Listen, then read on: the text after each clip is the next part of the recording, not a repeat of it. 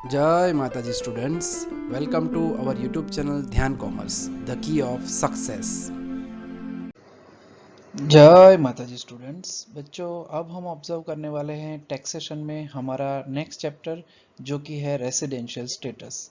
इसमें बच्चों हम रेसिडेंशियल स्टेटस से रिलेटेड यानी कि पर्सन जो भी है इंडिया में रहता है, कोई सिटीज़न या अब्रॉड का पर्सन है, यहाँ पे बिजनेस करने आता है, तो वो उसके यहाँ पे स्टे जो भी डेज करता है उन स्टेज के हिसाब से उसके स्टेटस हमारे पास है, जिसमें हम कहते हैं या तो वो नॉन रेसिडेंट हो सकता है, resident but not ordinary resident हो सकता है, रेसिडेंट एंड ऑर्डिनरी रेसिडेंट होता है, या डिम्ड टू बी रेसिडेंट हो सकता है। तो ये 4 स्टेटस है, वो हमें चेक करने हैं।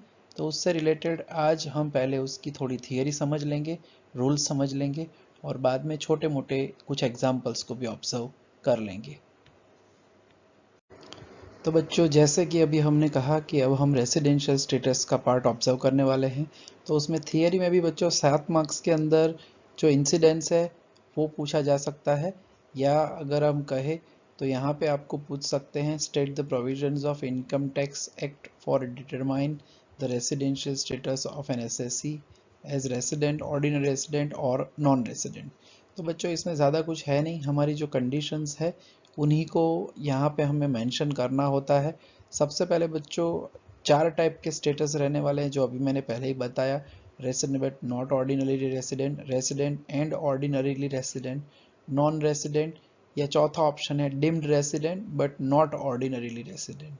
तो ये 4 स्टेटस में से कोई भी एक स्टेटस हमें सम में ऑब्जर्व करने का मौका मिलेगा। सबसे पहली जो बच्चों कंडीशन है यानी number 1, resident but not ordinarily resident. तो उसके लिए बच्चों 2 कंडीशंस दी गई है। फर्स्ट कंडीशन है अकॉर्डिंग टू सेक्शन 6 हमें ये कंडीशंस दी गई है। फर्स्ट कंडीशन है कि stay in India for at least 182 days during the previous year. वैसे हमें पता है ईयर में 365 डेज होते हैं रेगुलर में, लीप ईयर में 366 होते हैं, तो उसका आधा गिनते हैं बच्चों। तो रेगुलर ईयर में 182.5 होता है और लीप ईयर में 183।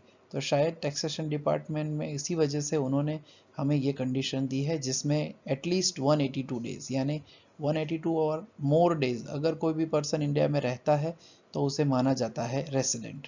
मगर सपोज अगर वो 182 डेज नहीं रहता है और इंडिया का रेसिडेंट है या बाहर से आया है और उसने मिनिमम, सेकेंड कंडीशन का पहला पार्ट जो है यानी कि B1, मिनिमम 60 डेज अगर वो इंडिया में है, एंड उसके साथ दूसरी कंडीशन है B2 कि stay in India for at least 365 days और more during 4 years preceding previous year. यानी प्रीवियस ईयर में 60 डेज अगर वो यहाँ पे है और उस प्रीवियस ईयर के पुराने 4 साल में अगर वो 365 डेज या उससे ज़्यादा इंडिया में है तो उस पर्सन को माना जाता है रेसिडेंट।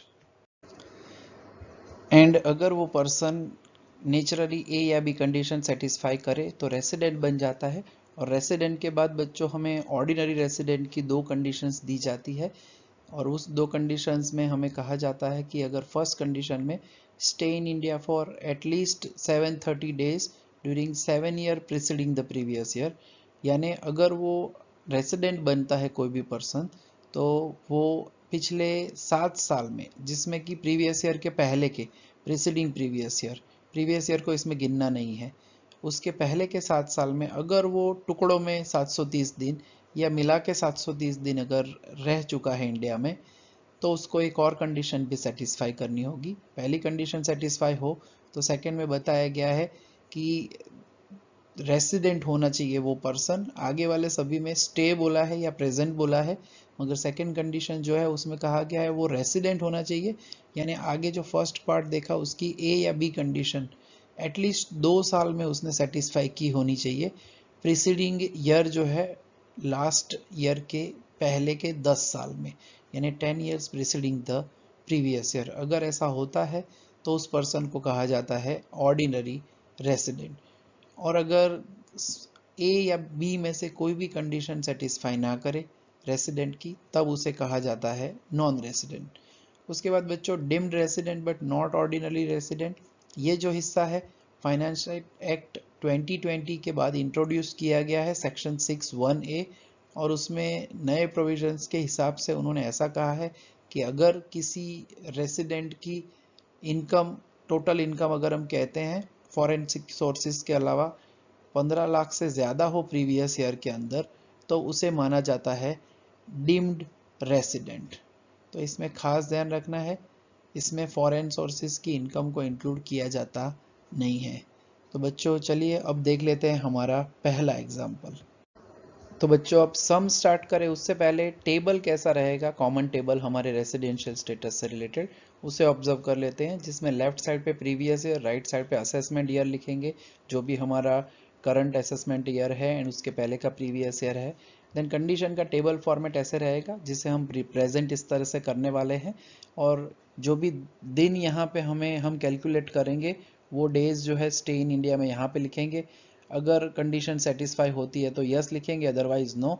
अगर ए कंडीशन सेटिस्फाई ना हो तो B1 एंड 2 साथ में चेक करना होता है और फिर उसमें यस या नो लिखेंगे। अगर वो पर्सन सेटिस्फाई कर लेता है रेसिडेंट की कंडीशन, तो फिर हम ऑर्डिनरी की 2 कंडीशन चेक करने के लिए आगे बढ़ते हैं, और अगर सभी कंडीशन सेटिस्फाई हो जाए तो उस पर्सन को हम कहेंगे रेसिडेंट एंड ऑर्डिनरी रेसिडेंट। तो बच्चों अब स्टार्ट करते हैं हमारा पहला सम। तो बच्चों क्वेश्चन जो है उसमें हमें यहाँ पे कहा गया है कि mister Kakkar stayed in India for the period mention below after his first arrival, determine his residential status for the assessment year. अब वो हमें क्वेश्चन में दिया गया है, अकाउंटिंग ईयर से रिलेटेड जितने भी ईयर्स में वो यहाँ पे रह चुके हैं उसका भी डेटा बच्चों हमारे पास है। प्रीवियस ईयर में वो 90 डेज तक रह चुके हैं, यानी अब जो हमारी कंडीशन का पार्ट है उसमें पहली कंडीशन हमारी है रेसिडेंट के लिए, उसमें मिनिमम 182 डेज, एटलीस्ट 182 डेज होने चाहिए, यानी ए सेटिस्फाई नहीं होगी तो बी कंडीशन के लिए हमें चेकिंग करना पड़ेगा। तो चलते हैं हमारे कॉमन टेबल की तरफ। तो बच्चों अब कॉमन टेबल जो है उसमें हम हमारा आंसर जो है शुरू करते हैं। टाइटल हमेशा देना है रेसिडेंशियल स्टेटस ऑफ जो भी पर्सन है, लेफ्ट साइड पे प्रीवियस ईयर लिखना है, राइट साइड पे असेसमेंट ईयर लिखना है। And as we know that हमारे जो मिस्टर कक्कड़ जी है वो प्रीवियस ईयर में ओनली 90 डेज यहाँ पे प्रेजेंट थे। कैलकुलेशन हमें इस तरह से राइट साइड पे करनी है, रेसिडेंट के लिए प्रीवियस ईयर मेंशन करना है 1 अप्रैल 2000, जो भी हमारा प्रीवियस ईयर है वहाँ से लेके नेक्स्ट ईयर जो है उसके मार्च महीने तक 31 मार्च तक। उसके बाद टोटल डेज जो जैसे हमने कहा 90 है, अब 90 डेज है, as we can observe that 90 है, हमारी कंडीशन 182 वाली है, तो 90 is naturally less than 182 day, तो हमारी पहली कंडीशन ए सेटिस्फाई नहीं होगी, तो हम बी में जाएंगे। बी में मिनिमम 60 डेज चाहिए बट हमारे पास तो 90 डेज है, तो अब क्या करेंगे, बी की second condition that was he present in India for at least 365 days, तो उसके लिए उसके पहले के 4 ईयर्स का डेटा चाहिए। तो जो टेबल हमारे पास आगे था उसे उल्टा लिखेंगे बच्चों, पहले 22 23, 21 22, 20 21 एंड 19 20, एग्जैक्टली इतने ईयर्स का ही डेटा हमारे पास है, और इन सभी का जैसे ही हम टोटल करते हैं वो हमें मिलता है 420।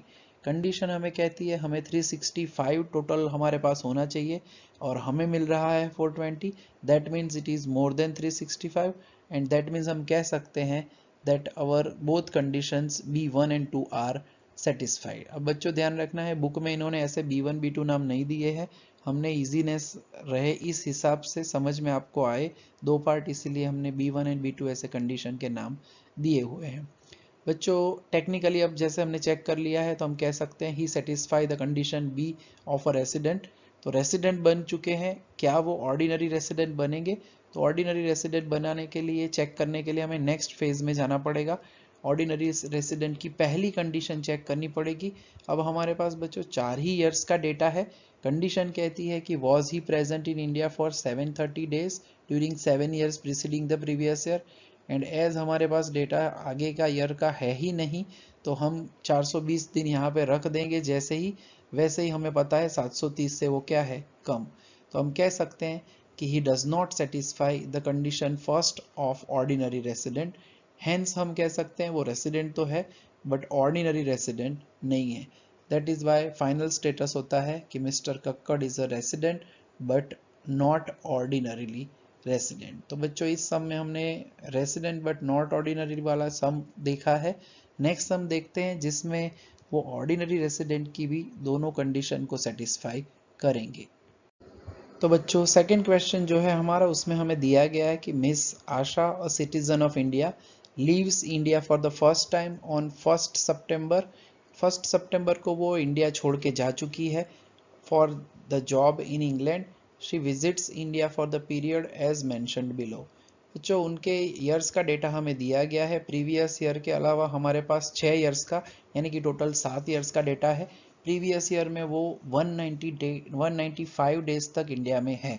दैट मीन्स जो पहली कंडीशन हमारी ए होती है 182 डेज वाली एटलीस्ट, वो नेचुरली सेटिस्फाई हो जाएगी। तो यहाँ पे रेसिडेंट में ज़्यादा चेकिंग करने की आवश्यकता नहीं है। She will be resident certainly. But ordinary resident के लिए जो 7 ईयर्स वाली पहली कंडीशन है, उसमें हमें बच्चों जो 7 साल तो हमारे पास नहीं है उसके अलावा, बट जो ऊपर के यहाँ पे 6 ईयर्स है उसका टोटल हम चेक करेंगे और फिर सेकेंड कंडीशन को भी हमें ऑब्जर्व करना है। तो बच्चों जैसे कि अभी हमने डिस्कस किया, मिस आशा की बात हम कर रहे हैं। तो प्रीवियस ईयर असेसमेंट ईयर हमें लिखना होता है, ऊपर टाइटल देना होता है। पहली कंडीशन में जैसे कि हमने कहा था वो 195 डेज तक इंडिया में हाजिर है। टेक्निकली पहली कंडीशन सीधी ही सेटिस्फाई हो जाती है, तो हम कह सकते हैं she satisfies the condition of a resident. Resident की कंडीशन सेटिस्फाई कर लेती है, तो आगे बढ़ना पड़ेगा। सेकेंड कंडीशन के लिए हमें ऑर्डिनरी रेसिडेंट की पहली कंडीशन यानी कि 730 days during 7 years preceding previous year का चेकिंग करना है। तो उसके लिए ऑर्डिनरी रेसिडेंट में 7 years preceding the previous year, table को उल्टे से लिखेंगे हम। और 7 साल का तो डेटा है नहीं, बट 6 ईयर्स का डेटा है। और इन 6 ईयर्स के जो भी दिन है हमारे पास 210, 200, 150, 180, 190 एंड 85, उसका टोटल अगर करते हैं तो वो टोटल हमें मिलता है 1015, which is naturally more than 730। तो हम कह सकते हैं कि पहली कंडीशन तो सेटिस्फाई हो गई। और दूसरी कंडीशन में बच्चों खास ध्यान रखना है, सेकेंड कंडीशन हमें कहती है कि was she resident in India for at least 2 years. Resident के लिए क्या चेक करना चाहिए? तो बच्चों अभी अभी जो ए कंडीशन देखी है हमने कि अगर वो 182 से ज़्यादा कहीं पे भी है, जैसे कि आप देख सकते हो पहले 210 दिन, दूसरे में 200 दिन, तो पहले दो में नेचुरली वो बन जाएगी resident because she stage in India for more than 182 days. मगर तीसरा जो है जिसमें 150 दिया है, तो कंडीशन B1 जैसा पार्ट है, 60 से ज़्यादा है, तो उसके पुराने 4 साल का टोटल हमें करना पड़ेगा बच्चों। अब 4 साल तो नहीं कर पाएंगे क्योंकि हमारे पास 3 साल का ही डेटा है, और वो 180 प्लस 190 प्लस 85 करते हैं तो वो 365 से ज़्यादा यानी 455 मिलता है। टेक्निकली थर्ड ईयर में भी जो है वो रेसिडेंट बनेंगे, मगर फोर्थ ईयर में देख सकते हो 180 है, 182 से कम, तो नेचुरली हमें B1 के लिए 60 डेज लेने हैं और उसके पहले 4 साल का डेटा ही नहीं है। अगर मैं 190 और 85 को प्लस करता हूँ नेचुरली, तो भी वो टोटल जो है 365 से ज़्यादा नहीं होगा, वो 275 होता है। तो she will be non resident in the year 2019-20, और 18-19 में वो 182 से ज़्यादा है टोटल उनका, तो टेक्निकली हम कह सकते हैं कि शी इज़ अ रेसिडेंट। और लास्ट में 17-18 में ओनली 85 डेज है, तो उसमें तो नेचुरली 60 से ज़्यादा दिन है, मगर प्रीवियस ईयर तो हमारे पास इसके पहले कोई है ही नहीं, तो वो बन जाएगी नॉन रेसिडेंट। टेक्निकली देख सकते हैं बच्चों यहाँ पे जो मिस आशा है वो 1 2 3 4 ईयर्स में रेसिडेंट है, तो हमारी कंडीशन में तो मिनिमम 2 चाहिए थे। तो एक तो पहली कंडीशन 730 दिन से ज़्यादा हो चुके हैं 7 ईयर्स प्रीसीडिंग प्रीवियस ईयर में, एंड 2 साल में यहाँ पे ध्यान रखना है बच्चों प्रेजेंट नहीं रहना है। सेकेंड कंडीशन में कहा है वॉज शी रेसिडेंट, रेसिडेंट की कंडीशन ए या बी सेटिस्फाई करे, वैसे 4 ईयर्स हमें मिल रहे हैं, दैट मीन्स वो सेकेंड कंडीशन को भी सेटिस्फाई कर रही है। तो हम यहाँ पे कह सकते हैं she satisfies both the condition of ordinary resident, और अगर दोनों कंडीशन सेटिस्फाई करे तो उस पर्सन को कहा जाता है रेसिडेंट एंड ऑर्डिनरी रेसिडेंट, यानी शॉर्ट में कहना है तो आर एंड ओ आर हम कह सकते हैं। तो बच्चों आज के सेशन में हमने छोटे छोटे प्यारे प्यारे 2 सम्स ऑब्जर्व किए हैं। नेक्स्ट सेशन में ऐसे ही हम कुछ एग्जाम्पल्स को और देखने वाले हैं इसी मेथड से। तो यहाँ तक का काम रखते हैं बच्चों आज के सेशन में। जय माता जी, thank you and take care. Please like, subscribe, share and press bell icon for notification. Thank you.